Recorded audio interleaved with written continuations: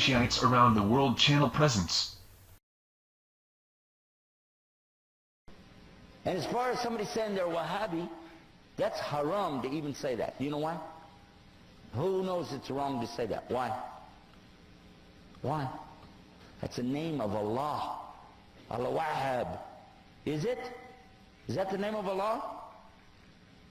Do you not remember I was just talking about in another section, don't make fun of Allah's names? And you're calling somebody a Wahhabi?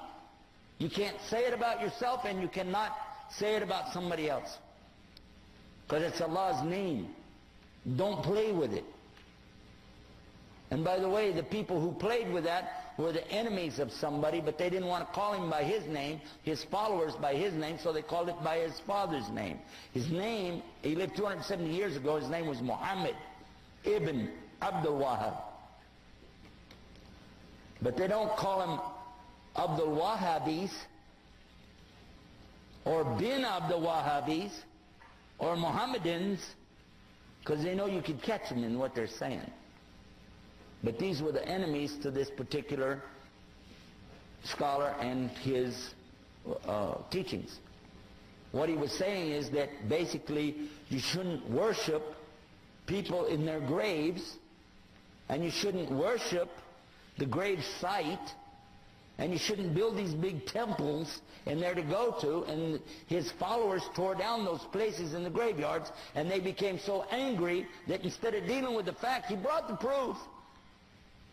But they didn't like it, so they insulted him, and they wrote books against him. Because it messed up their Sufi tariqas. Okay? So they did that, and they lied, and they keep on lying until today. But I've read his books. He's got the best book I ever read, translated to English, on Tawheed, and it's called Kitab al-Tawheed. How many of you heard about it? Did you find anything wrong in it? He quoted the book of Allah.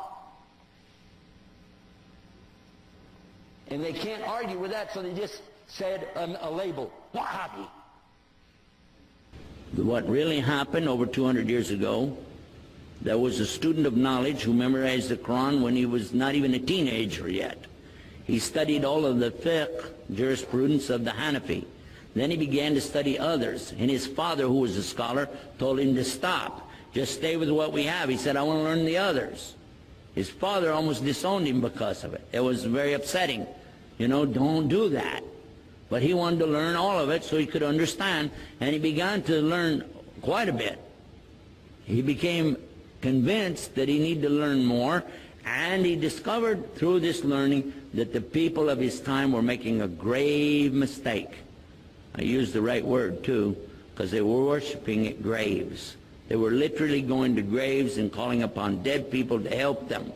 Righteous people, good people, but they're dead. And even if they were alive, what could they do? We could only make dua for you. Nobody's got any magic.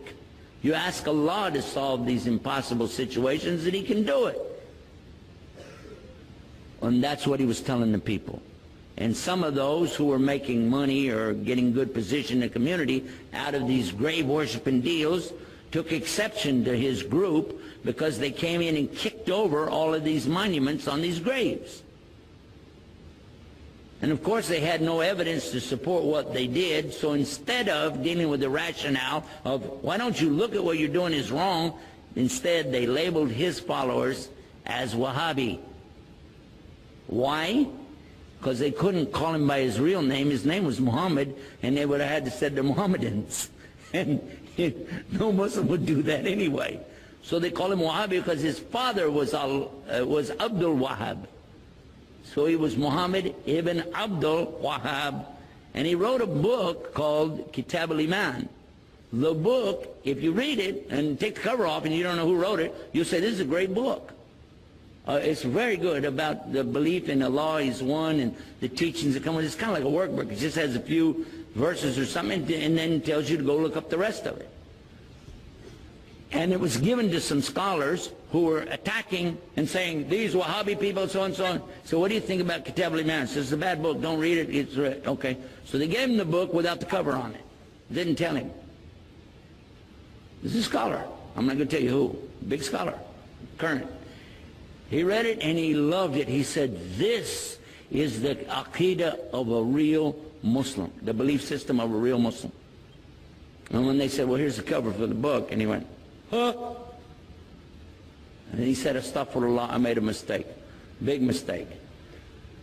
All of us need to understand that whenever somebody doesn't want to admit their mistake, it's a lot easier to point and say, he's a Wahhabi.